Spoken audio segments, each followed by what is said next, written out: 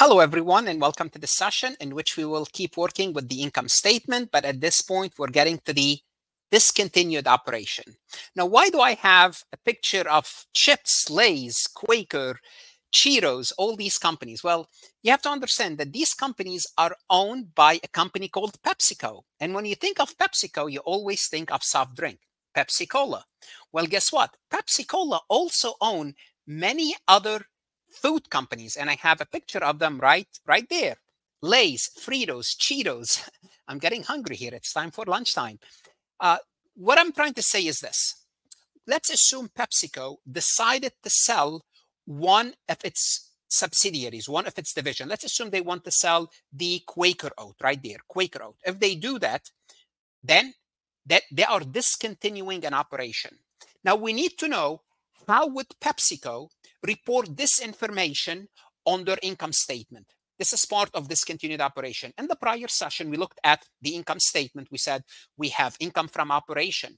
Guess what? Now we're going to have something called discontinued operation. What's discontinued operation? You are getting rid of one of your division, segments. We need to know the rules. When is that discontinued operation is indeed considered discontinued operation, and how is it reported? Let's go ahead and get started. I'm very hungry. We'll see you soon. Before we proceed any further, I have a public announcement about my company, farhatlectures.com. Farhat Accounting Lectures is a supplemental educational tool that's going to help you with your CPA exam preparation as well as your accounting courses. My CPA material is aligned with your CPA review course such as Becker, Roger, Wiley, Gleam, Miles. My accounting courses are aligned with your accounting courses, broken down by chapter and topics. My resources consist of lectures, multiple choice questions, true-false questions, as well as exercises. Go ahead, start your free trial today. So let's discuss, why do we report discontinued operations separately? Well, if we are saying goodbye to a certain division, to a certain segment, well, this segment might be contributing gains or might be contributing losses to the company. We need to tell the users of the financial statement that this is non-reoccurring. It means once we get rid of this division, once we get rid of this segment, that's it. You no longer have to factor into your information any gains or any losses from that division. So we're giving more information to users to assess the amount, timing, and uncertainty of cash flows. And this is the whole purpose of the income statement, is to help you make a better decision. Now we need to know, when does it happen? When do we determine, under what circumstances, what are the criteria that determine that we do have a discontinued operation? Well, we have to eliminate a component of a business. Now, how do we determine we are eliminating a component of a business? Now, if they told you are eliminating a component of a business, great, you are dealing with a discontinued operation. But what qualifies, what makes this division or this segment a component of a business? Well, cash flow and operation are clearly identified for financial reporting purposes. They are distinguished from other divisions, from other segments. The elimination represent what we called a strategic shift, or they can tell you this is a strategic shift. That's the keyword.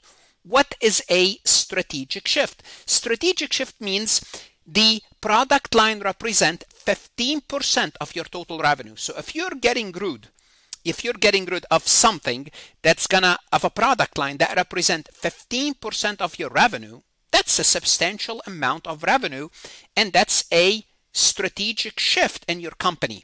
That's a discontinued operation.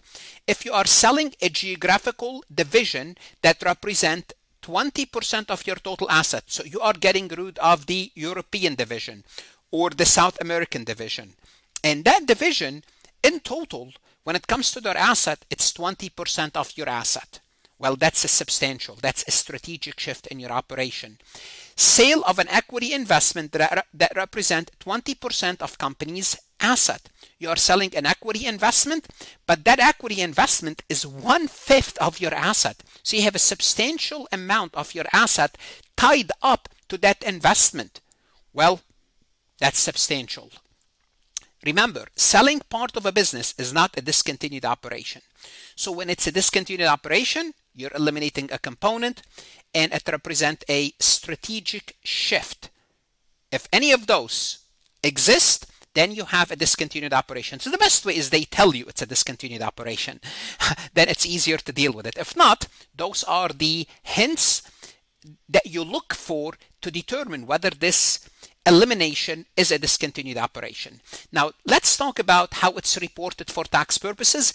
Discontinued operation is reported net of tax. Now, we're going to be emphasizing what is net of tax. First, I'm going to show you where the discontinued operation is listed. Then we are going to discuss what is net of tax. How do we compute net of tax? How is it presented? Let's start to look at an example first. Adam Inc. is a highly diversified company, decided to discontinue its healthcare segment. During the current year, the healthcare lost $3,500 net of tax. So from operating the division, we have a loss of $3,500 and this is net of tax. So I already told you it's net of tax. And I'll explain later how do we come up with this. And Adam sold the division at the end of the year at a loss of $2,000. So notice we have two things we are dealing with. We are dealing with the loss from operating that division. So before we sold it, we operated the division. So when we looked at that division, revenues minus expenses, we had a loss net of tax. Don't worry about net of taxes. I will show you later of that much. Then during that year, we sold the division, then we incurred the loss net of tax. So notice we could be reporting two things. We operated the division, we could have a gain or a loss. So when we operate the division, this is a loss. This could have been a gain. And when we sold it, this is a loss. This could have been a gain. So usually we report two things. A loss or a gain from operating the division, and when we sell the division itself, we could incur a loss or a gain. Now, as I mentioned, both of those are reported net of tax. Now, we're going to see what net of tax is. So income from continuing operation is this much, $30,857, minus the losses. Net income is $25,357. Now, let's dive a little bit more into net of tax. Now, this is the income statement that we worked with in the prior session. And remember, this was net income. Now, this is the old net income. I'm going to call it now income from continuing operation. Why income from continuing operation? Because what I have now is a new part of the income statement, and that's discontinued operation. So notice here, this is an additional component. It's called discontinued operation. It comes after income from continuing operation. It used to be called net income. Yes, it is net income if you don't have discontinued operation. If you have a discontinued operation, it's income from continuing operation. Now we discontinued the operation. So this is how we report this: loss net of tax from operating the business, loss from disposal, net of tax. Now let's emphasize, why do we have to report taxes separately? We have to report taxes separately. Why? Because we have taxes here. Notice we have income tax of $8,203. That is for the operating section. Then we have to report taxes separately. We have to help the users understand the impact on income taxes on the various components. Again, taxes are important. Taxes could be your largest expense. Believe it or not, for my business, for Farhat Lectures, taxes, if you look at my income statement, is the largest expense. I don't have any expense larger than my taxes. It represents the largest expense. Therefore, for a lot of businesses, taxes is a substantial portion of their expenses. Therefore, the users, they need to know that. And if you want to emphasize that, you want to show taxes separately. For example, it's online income tax. Then you want to show taxes for continuing operation, taxes from discontinued operation. So we have to show taxes from continuing operation. We have to show taxes from discontinued operation. Why? Because it's a real cost, and for many businesses, it's one of your largest costs. So we want to know how much cash we're going to be generating. Well, knowing our tax bill will help us predict the amount of cash, the timing, and the uncertainty. Once again, what's the purpose of the income statement? Is to help you predict the amount, timing, and uncertainty. Well, taxes is a substantial part of your expenses, therefore listed separately so the users can make a good judgment, a good decision about your business. And that's the whole purpose of the income statement, is to help you make a better decision.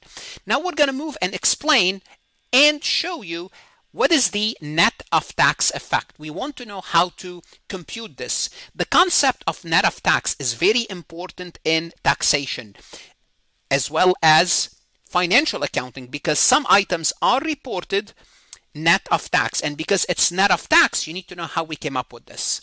So Adam Company has income before income taxes of $200,000. This is their income before income taxes. It has a gain of $40,000 from discontinued operation and a $6,000 from operating the business division. So income from before taxes is $200,000. This is before they paid any taxes. So let's first deduct the taxes from income from continuing operation. So they have income before taxes of $200,000, and we said the tax rate is 21%. So if you take $200,000 times 21%, that's going to give us $42,000. We're going to deduct $42,000 and we're going to come up to $158,000. Here's what I'm going to call this number. I'm going to call this number your income from operation net of tax. So this is your net of tax. Although we don't call it net of tax, it's income after tax, but it's income net of tax. Now, how can you compute income net of tax? Here's what I'm going to do. I'm going to show you a formula. You can take the amount and you will multiply it by 1 minus the tax rate. Now, the tax rate happened to be for us how much for this example? 21%. So if I take 1 minus 0.21, that's going to give me 0.79. So I'm going to take 200,000 times 0.79. If I take this number times 0.79, that's going to give me 158,000.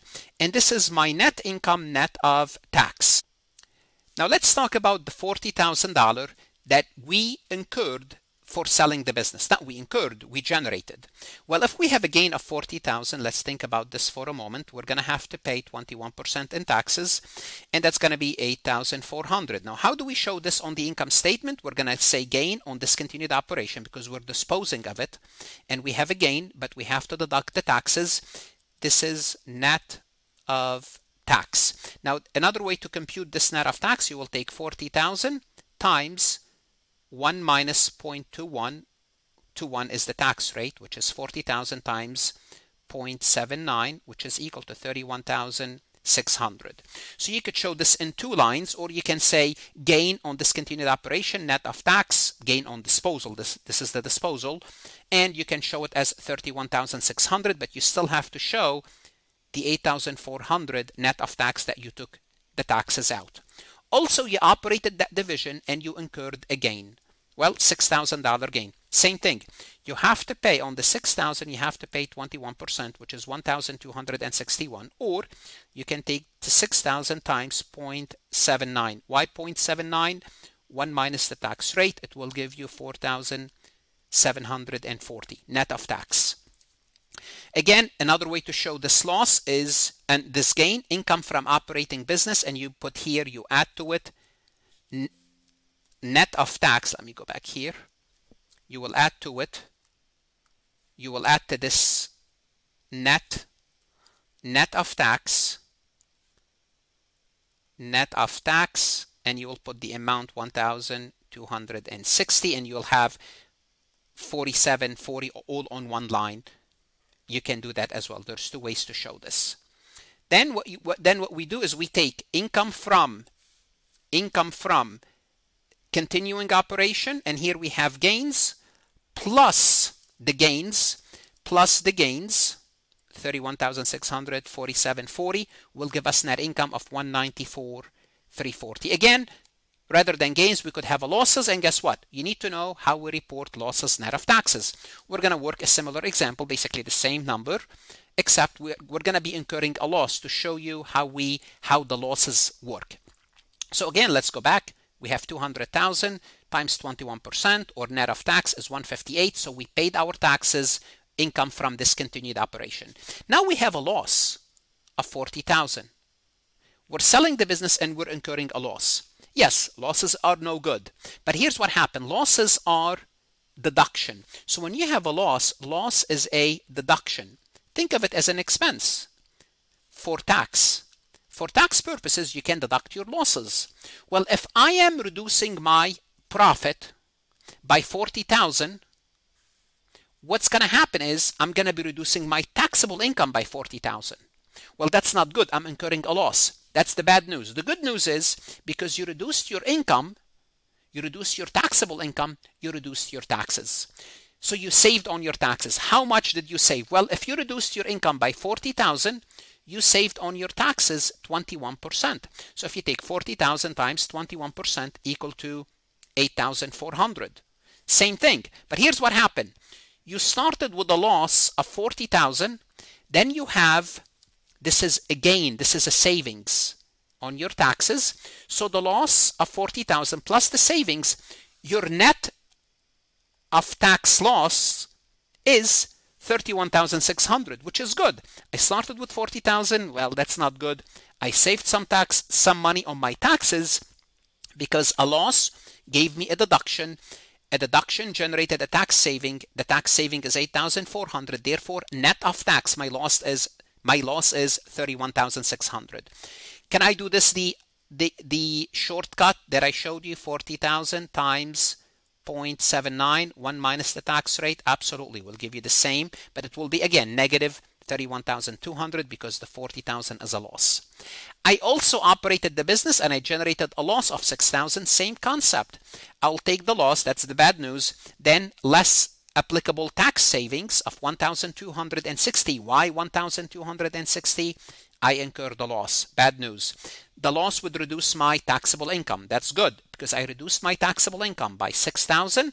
I saved on my taxes 21% times 6,000, or 6,000 times 0.79, 1 minus the tax rate, will give me my loss net of tax. Just like as I told you earlier, you could have all this on one line. Loss from the discontinued operation, 6,000 net of tax 1,260, and show the number only 4740.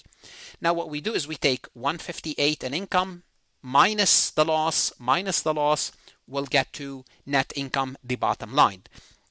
So the concept net of tax is extremely important because discontinued operation are reported net of tax, and the concept itself is important for accounting students. So make sure you know how to compute net of tax. What's the net of tax? Take this amount, whatever amount you want, and multiply it x times, the x is the capital X, times is the lower x, 1 minus the tax rate, whatever tax rate you are using. So what you do is you take 100% of the amount minus the tax rate. Whatever's left is your amount net of tax. So you're deducting the tax amount out, and this is how you get to your net of tax. Whether that's a gain, whether that's a loss. If it's a gain, the net of tax is you have to pay the taxes. If it's a loss, the net of tax, you were able to reduce your loss by the amount, the difference between the gross amount and the net of tax, because a loss gives you a deduction. What should you do now? Discontinued operation is an important topic, whether you are an accounting student, CMA candidate, CPA candidate, but don't stop here. You want to go to Farhat Lectures now and work MCQs, look at additional examples, resources that's going to help prepare you. Invest in yourself. Farhat Lectures is always here to help. Good luck and stay safe.